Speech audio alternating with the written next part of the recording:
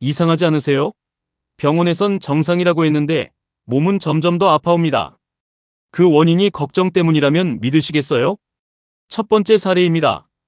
65세 여성, 자녀 둘을 둔 주부입니다. 남편 은퇴 이후로 두통, 위장 불편, 어지럼증이 자주 찾아왔습니다. 검사에도 큰 문제는 없었죠. 하지만 이분은 매일 같은 걱정에 시달리고 있었습니다.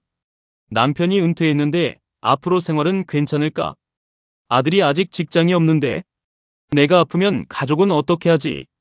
이런 걱정이 수면장애로 이어졌고 결국 대상포진까지 재발하게 됐습니다. 두 번째 사례는 72세의 은퇴 남성입니다. 혼자 지내는 시간이 많아지면서 잠을 자주 깨고 감기가 길게 가고 심장이 철렁하는 느낌을 자주 느끼게 됐습니다. 새벽마다 이런 생각이 맴돌았습니다. 이러다 죽는 건 아닐까? 무슨 병이 생긴 건 아닐까? 검사 결과는 정상이었고 의사는 이렇게 말했습니다. 몸보다 마음이 더 지쳐 있으신 겁니다. 정신건강의학과 전문의에 따르면 이러한 증상은 신체화된 스트레스 반응으로 불리며 치료보다 먼저 감정의 회복이 필요하다고 강조합니다. 세 번째 사례는 55세 여성 직장인입니다. 손이 떨리고 숨이 가빠지고 가슴이 갑자기 철렁하는 느낌이 반복됐습니다. 심장, 폐, 위장 다 검사했지만 문제는 없었죠. 이유는 딸아이의 입시 걱정이었습니다. 몇 달 동안 자신을 책망하고 혹시 내가 딸 인생 망치는 건 아닐까? 이런 자책이 계속됐던 겁니다. 걱정은 결국 몸으로 드러났고 그제야 자신이 얼마나 지쳐 있었는지를 알게 되었습니다. 혹시 여러분도 병원에서는 정상이라서 그냥 참았던 경험 있으신가요? 그게 걱정 때문이었다면 지금 생각이 조금 바뀌셨나요? 댓글로 당신의 경험을 들려주세요. 서로 위로가 될 수 있어요. 이처럼 걱정은 감정에 머무르지 않습니다. 뇌를 바꾸고 면역을 무너뜨리고 몸 전체를 병들게 할 수 있습니다. 이상하지 않으세요? 병원에서는 아무 이상 없다고 하는데 몸은 계속 아프고 피곤하고 기운이 없습니다. 검진 결과는 멀쩡한데 자꾸 속이 더부룩하고 밤마다 뒤척이게 되고 작은 일에도 괜히 가슴이 찰렁하고 감정 기복이 심해지기도 합니다. 왜 이렇게 자주 아프지? 몸은 계속 힘든데 병원은 정상이래. 이런 생각 해본 적 있으시죠? 혹시 그 원인이 단순한 질병이 아니라 생각하는 습관, 정확히 말하면 걱정 때문일 수 있습니다. 여기서 말하는 걱정은 그저 일시적인 고민이 아닙니다. 머릿속을 떠나지 않고 반복되는 생각들, 혹시 무슨 일 생기면 어떡하지? 내가 뭘 잘못하고 있는 건 아닐까? 앞으로가 너무 불안하다. 이런 걱정은 우리 뇌를 자극하고 몸 전체를 긴장 상태로 몰아넣습니다. 그리고 지금 과학은 이렇게 말합니다. 걱정은 뇌를 바꾸고 면역력을 떨어뜨린다. 오늘 이 영상에서는 걱정이라는 감정이 뇌와 면역에 어떤 영향을 주는지, 그리고 그 걱정을 다스리기 위해 지금 당장 우리가 할 수 있는 구체적인 실천법들을 알려드릴게요. 영상이 도움이 되신다면 구독과 좋아요 눌러주시고 앞으로도 몸과 마음을 지키는 건강 이야기 함께 해주세요. 걱정은 뇌의 구조를 바꿉니다. 뇌에는 편도체라는 부위가 있습니다.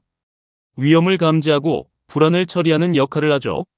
그런데 걱정을 반복하게 되면 이 편도체가 과도하게 반응하면서 뇌는 항상 비상 상태로 깨어있게 됩니다. 작은 자극에도 가슴이 찰렁하고 잠이 잘 오지 않거나 사람 말 한마디에 쉽게 상처받고 사소한 일에도 몸이 먼저 긴장하는 상태가 되는 거죠. 이건 단순한 기분 문제가 아닙니다. 뇌가 구조적으로 걱정 체질로 바뀐 결과입니다. 그리고 그 영향은 곧바로 몸으로 연결됩니다. 걱정이 많아지면 스트레스 호르몬인 코르티솔이 과도하게 분비됩니다. 이게 잠깐 나오는 건 괜찮지만 지속되면 문제가 됩니다. 코르티솔이 계속 높게 유지되면 면역세포들의 기능이 떨어지고 몸은 항상 긴장된 상태에 놓이게 됩니다. 그 결과 감기, 위염, 관절통, 피부 트러블, 대상포진 같은 질환이 자주 생기고 병원에서는 큰 이상 없다는 말만 듣게 되죠. 특히 NK세포, 즉 암세포를 공격하는 면역세포도 걱정이 많을수록 기능이 저하된다고 보고된 바 있습니다. 혹시 나도 너무 오랫동안 걱정 속에 살고 있었나? 그런 생각이 드셨다면 댓글로 마음을 남겨주세요. 당신의 그 용기가 누군가에게 위로가 될 수 있습니다. 그렇다면 이 걱정의 고리를 끊기 위해 무엇을 할 수 있을까요? 지금부터 실천할 수 있는 5가지 방법을 하나씩 소개해 드릴게요. 생각을 글로 꺼내기예요. 머릿속에서만 계속 맴도는 걱정은 현실보다 더 크고 무서운 것처럼 느껴집니다. 이럴 땐 걱정되는 생각을 그때그때 적어보세요. 종이 노트여도 좋고 스마트폰 메모장도 괜찮습니다. 예를 들어 오늘 아침부터 딸아이 건강이 걱정된다. 병원에서 결과가 나올 때까지 마음이 불안하다. 앞으로 경제적으로 괜찮을까? 이렇게 구체적으로 문장으로 적는 것이 중요합니다. 적는 순간 뇌는 그 걱정을 더 이상 계속 되새김질하지 않습니다. 마치 정리된 파일로 바꾸듯 감정이 가라앉기 시작하죠. 신경정신과 전문의는 이렇게 말합니다. 생각을 글로 정리하는 것만으로도 걱정을 반추하는 뇌의 회로가 끊어지게 됩니다. 이건 단순한 심리 위로가 아닙니다. 실제 뇌 영상 연구에서도 생각을 쓰는 행위가 감정을 조절하는 전두엽 활성화를 도와준다는 결과가 나와 있습니다. 몸을 진정시키는 호흡이에요. 걱정이 심할 때 몸이 먼저 반응하죠. 가슴이 답답하거나 숨이 잘 안 쉬어지고 식은땀이 나거나 막연한 불안이 몰려올 때가 있습니다. 그럴 때는 간단한 3-6 호흡법을 해보세요. 방법은 이렇습니다. 코로 3초 동안 천천히 숨을 들이쉬고 입으로 6초 동안 길게 내쉽니다. 이것을 1분만 반복해도 몸의 교감신경이 진정되며 긴장 상태가 풀리기 시작합니다. 숨을 들이쉴 때는 지금 이 순간 나는 숨 쉬고 있다. 내쉴 때는 괜찮아, 지금 여기에 있어. 이런 문장을 함께 떠올리면 효과가 더 커집니다. 걱정은 미래를 향해 가려는 생각입니다. 호흡은 지금 이 순간에 나를 붙잡아두는 가장 빠른 방법입니다. 자극을 끊어주는 시간이에요. 우리는 매일 수많은 자극에 노출되어 살아갑니다. 뉴스 속 사건, 건강 관련 공포, SNS 속 비교와 불안. 이런 자극들은 걱정 회로를 계속 자극합니다. 그래서 하루에 단 10분이라도 정보를 끊는 시간을 의도적으로 만드는 것이 중요합니다. 가능한 예시. 스마트폰을 끄고 창밖 나무를 바라보기. 아무 음악도 없이 따뜻한 차 한 잔 마시기. 반려동물과 조용히 있는 시간. 햇볕을 쬐며 천천히 걷기. 이 짧은 시간이 뇌의 감각 과잉 상태를 리셋시켜줍니다. 자연은 말이 없지만 우리 안의 생각을 잠재워주는 힘이 있습니다. 생각을 바꾸는 말이에요. 걱정이 많은 분들의 공통점은 속으로 이런 말을 자주 되뇌는 겁니다. 혹시 나 때문에 일이 잘못되면 어떡하지? 나는 항상 뭔가 부족해. 앞으로 더 힘들어질 거야. 이런 말들은 걱정을 고착화시키는 내면 대화입니다. 문제는 뇌는 이 말들을 명령어처럼 받아들인다는 거죠. 그래서 걱정을 줄이려면 먼저 말부터 바꿔야 합니다. 예를 들어 이런 문장을 반복해 보세요. 지금은 불안하지만 곧 지나갈 것이다. 나는 지금 최선을 다하고 있다. 이 상황을 감당할 수 있는 힘이 내 안에 있다.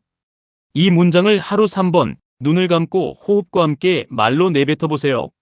한두 번은 어색하지만 지속되면 뇌가 반응을 바꾸기 시작합니다. 걱정을 나누는 연습이에요. 걱정은 혼자일수록 커집니다. 반대로 걱정을 말로 꺼내는 순간 그 힘은 절반 이하로 줄어듭니다. 가족, 친구, 이웃 혹은 전문가, 비판하지 않고 들어주는 단 한 사람만 있어도 마음은 훨씬 가벼워질 수 있습니다. 중요한 건 누가 해결해 주느냐가 아니라 내 이야기를 들어주는 사람이 있다는 사실 그 자체입니다. 말할 수 있는 사람이 없는 분이라면 가까운 지역의 정신건강복지센터나 상담소의 문을 두드려보는 것도 정말 효과적인 첫걸음이 될 수 있습니다. 이 5가지는 어떤 약도 줄 수 없는 생각과 감정의 회복 훈련입니다. 조금씩 천천히 해도 괜찮습니다. 하루 5분 딱 하나만이라도 실천해 보는 것, 그게 면역을 회복하고 몸을 돌보는 첫걸음입니다. 걱정은 없어지지 않습니다. 하지만 걱정과 어떻게 함께 사는지를 배우면 몸도 마음도 훨씬 편안해질 수 있습니다. 생각이 달라지면 몸도 달라지고 삶의 방향도 달라질 수 있습니다. 당신이 지금 느끼는 불안과 걱정은 결코 혼자만의 것이 아닙니다. 많은 사람들이 비슷한 고통을 겪고 있고 또 그 속에서 천천히 길을 찾고 있습니다. 중요한 건 완벽하게 바꾸는 것이 아니라 작은 실천 하나를 계속해보는 용기입니다. 오늘 그 용기를 내어주셔서 감사합니다.